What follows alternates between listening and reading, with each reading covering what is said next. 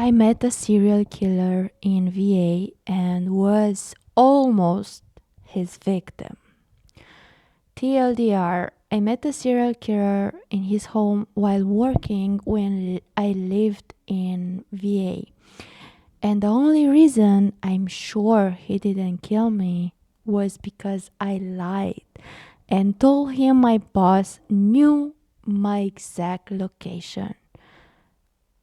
When truthfully, my boss would not have noticed I was missing for 24 hours. That's why you have to learn how to lie. And you are very smart for this. Let's go into the story. This is a long one. Bear with me. 2 years ago, I was working for a company as a person who measures houses. Most people haven't heard of it. It's where you essentially have an iPad and you go to people's homes and draw up floor plans and measures rooms for carpet, hardwood, flooring projects. Anyone can request one. I was 25, female at the time. One of the few females that work in this position. I was actually really good at the job, so they gave me a lot of work. And I usually hit between 10 to 14 houses a day. Oh my god. You go, girl.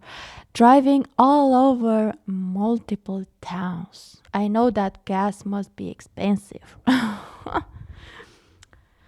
This house was my last house of the day in the middle of nowhere, and I was exhausted.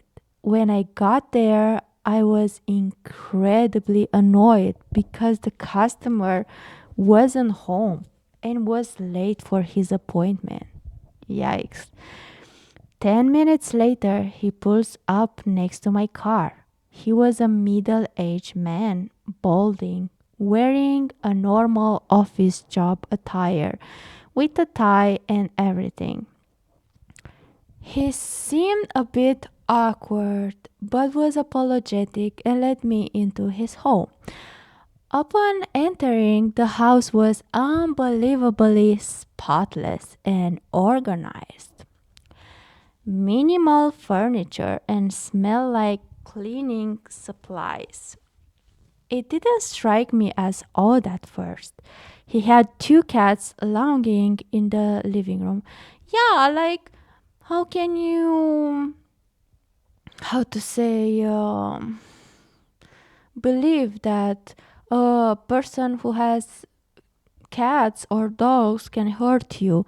Like, if you have cats or dogs, I fully trust you. Because I always thought that animals stay with people that have good soul. Like, let's see what happens. He first started acting weird as I was directed to the first bedroom. He mentioned, "Wow, my cats love you. They don't take to strangers like this usually." But his cats literally didn't move or come near me the whole time. I just nodded and smiled while I got to work scaling out the master bedroom on my iPad. He started inquiring about the electronics I was using. "Do they keep track of where you are on that thing, sir?" Immediate red flag. Yes. And my boss knows how long each job should take based on the scope of work. You are so smart. It's incredible technology. I lied without missing a bit. Oh, girl, that was survival instinct. He agreed it was amazing. Um, be careful. Don't touch the gun on the nightstand. It might go off, sir. He chuckled. Why would I touch your gun? Like, talk about immediate spine chill. I looked up from my iPad and sure enough, there was a handgun on the nightstand. I knew instantly that I needed to behave like nothing was happening. Girls, take notes. Don't show that you are scared. Girls, boys, whoever is watching, don't show that you are freaked out. They like that. Was triggering alarms for me. He directed me to the second bedroom and he said the exact same thing, warning me of a gun on the nightstand. What? Oh my god. That in need was there. This was the moment I knew I was in danger. At first, I thought it was just my anxiety around guns. No, it's not. But at this point, the tension building between us was undeniable. There were only 2 bedrooms on the scoop of work. I hastily met up with him in the kitchen and began running down the next steps. But he interrupted me. Could you measure the basement stairs? No, I won't. I forgot to add them to the list. If you forgot, next time, do an appointment or not. Sorry, but I'm so involved in this story. And I think I might want to carpet them in the future, weirdo. My heart dropped, but my stupid customer service conditioned brain could not figure out how to get away without saying no. He led me to the basement door, and you guys, there is no way he was planning on doing anything with these stairs. They were plank wooden stairs, L-shaped, going down, leading to an unfinished basement. Unfortunately, in order to get an accurate measure, I had to walk all the way down to the basement. You mother.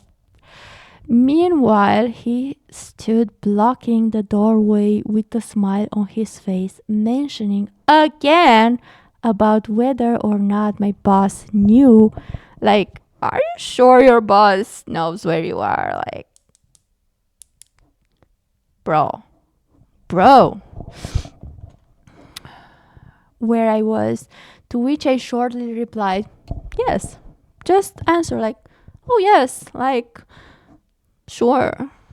And if I don't do this job, like I don't call him after half hour, he will call me, come here, like he knows where I am. He's very strict. Just lie, girl. Lie like your life depends on it. Because sometimes it is. um Meanwhile, he stood blocking the doorway with a smile on his face, mentioning again about whether or not my boss knew where I was. To which I shortly replied, yes. Once I got to the basement, I scanned the room quickly. There was not one, but 7 deep freezers. Oh my god. Lining the walls. In the middle of the room was a lit low hanging ceiling light like in the horror movies, revealing an old television set, VHS tapes. I'm not gonna lie, girl, but I'm sure he recorded his doings. I don't mean the kinky ones. I mean the dark ones. VHS tapes scattered on the floor. An old recliner facing the TV behind the set. 2 white shelves full of VHS tapes. In this moment, I knew one of 2 things was going to happen. He was either going to let me go or he was going to push me down the fucking stairs. I held my breath, put a smile on my face in attempt to act my way out of this situation, and began to climb the stairs. All I could hear was my heartbeat in my ears. He was still blocking the door. Oh my god. No smile this time. As I got to about the 5th stair from the top, I felt him hesitate, which made me hesitate as well. You could cut the tension with a knife, and I finally understood that expression. To my absolute shock and relief, after 4 seconds, he stepped aside. I know those 4 seconds were like 4 years long and painful. I made a beeline towards the front door, not saying a word, when he stopped me again, saying, "Oh, before you go, won't you give my cats treat?" "No, I won't, sir. This is not my job. They love you so much." He was holding a bag of cat treats. I quickly gave his cats a treat, thanked him, and practically ran out of the house and definitely ran to my car. What was the point of that? I don't know, of Cat Street. The second I got out of his driveway, I had the most intense panic attack and cried. I tried to call my boss, but I was in dead zone. Oh my god, he knew what he was doing. Like, what the fuck? Thank God you lied so good. The truth of the matter is that my boss would not have noticed I was missing for at least 24 hours when I didn't route my day the next workday. Yes, he would have eventually been caught up as it was my last known location. Girl, in 24 hours you will be in a suitcase. Long gone. But I would have been long dead. I suffered PTSD over this experience. I couldn't sleep for a week. I was petrified to work my job but had no choice. This day still haunts me. The worst part, I was so fucked up, jumbled, and in denial over the experience, I forgot to write down his address. Oh my god. Yeah, I believe you. This is so traumatic. It's like your mind just wanted it to be gone. Edit. Some people have pointed out that I should have not have accused him of being a serial killer, bro.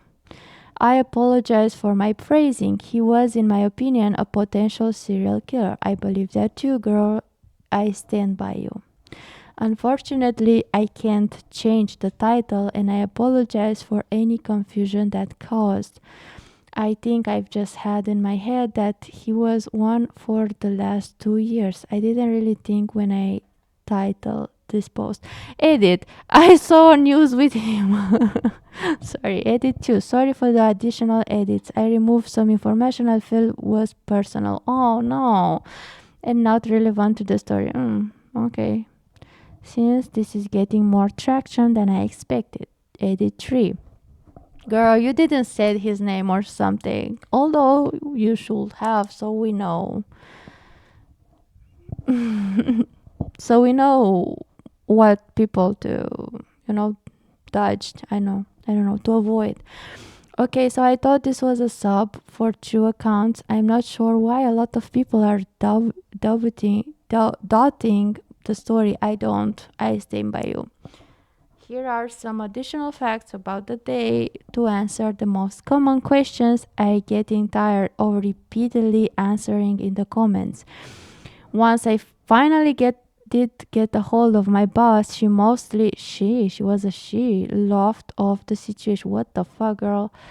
As him being some weirdo. Yeah, some weirdo that was about to off me, like delete me off this planet. Do you realize who has 2 guns in each bedroom? And who asks you, are you sure your boss knows where you are? 2 fucking times. And in an area where you don't have signal. And he shows you his basement that didn't fucking need decoration or what the fuck he was asking for. Like, how do you explain that? And his contemplation, like, he was watching her, deciding, like, is it worth it? Like, I will be caught. I think he did so many things and he was not caught. Nonetheless, she did tell me she would flag him. Oh my god, please don't flag him. Oh my god. So that I specifically will not be resent out to this house if there was a need for a remeasure. At the time, I felt like that was all there was to be done, so I didn't wrote down the address before it disappeared on my iPad because I felt I didn't need to. I didn't need to, did not really think to. A couple months later, I did try to find the information because I started feeling like maybe I should inform the police. But no matter who I called, since I was not sure of the exact day, I could not get the info. Additionally, was working 40 hours a week, hitting 10 to 14 houses a day. No way I could look in my way's history after a couple of months. For what is worth, once I was out of the dead zone, I also called my boyfriend and immediately went to his house for comfort. He witnessed the immediate aftermath. All my friends have known this experience, and I was encouraged to write it here after recent conversation about it. Thanks for reading, and thank you everyone with the kind words of encouragement. I wish I could respond to all of you. Thank you so much for your courage to share your experience, and I'm grateful for being able to read your story because what the fuck was that? And thank you guys for watching me, and if you like the way I narrate the stories, please like and subscribe if you want. If you're not, that's okay. And if you maybe have a story, send it to me like in my email. I have my email at my description of profile. And yeah, that was it. I'm gonna go and contemplate about what the fuck I was reading. Yeah, learn how to lie, girls. It may get you out of tricky situation. Bye. Shh.